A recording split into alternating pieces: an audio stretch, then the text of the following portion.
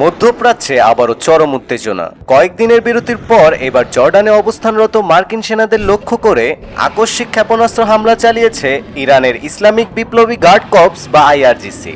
এই হামলাকে surprise attack বলছে যুক্তরাষ্ট্র। জর্ডানে অবস্থানরত মার্কিন সেনাদের লক্ষ্য করে বুধবার ভোরে একাধিক ব্যালিস্টিক ক্ষেপণাস্ত্র ছোড়ে ইরানের ইসলামিক বিপ্লবী গার্ড কর্পস বা আইআরজিসি। মধ্যপ্রাচ্যে যুক্তরাষ্ট্রের সেনা কার্যক্রম তদারককারী সেন্ট্রাল কমান্ড জানিয়েছে হামলাটি ছিল সম্পূর্ণ আকস্মিক। তবে ইরানের ছোড়া সব ক্ষেপণাস্ত্র সফলভাবে প্রতিহত করা হয়েছে এবং কোনো ক্ষয়ক্ষতির তথ্য পাওয়া যায়নি। চলতি মাসের দ্বিতীয় সপ্তাহ থেকে টানা 14 দিন ইরানে হামলা চালিয়েছে যুক্তরাষ্ট্র। সেই সময় পাল্টা হামলাও চালায় তেহরান। তবে গেল 3 থেকে 4 দিন নতুন করে কোনো মার্কিন হামলা হয়নি।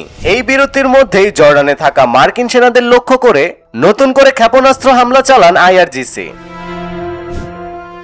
এদিকে হামলার বিষয়ে এখন পর্যন্ত আনুষ্ঠানিক কোনো বক্তব্য দেয়নি ইরান। তবে সাম্প্রতিক দিনগুলোতে জর্ডানকে বারবার লক্ষ্যবস্তু বানিয়েছে তেহরান। তাদের অভিযোগ, জর্ডানের ভূখণ্ড থেকেই ইরানের বিরুদ্ধে সামরিক অভিযান পরিচালনা করা হচ্ছে।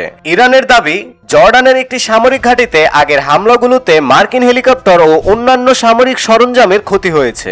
যদিও এই দাবির সত্যতা স্বাধীনভাবে নিশ্চিত হওয়া যায়নি। Desk report, Fahim Hossain, BRS Times.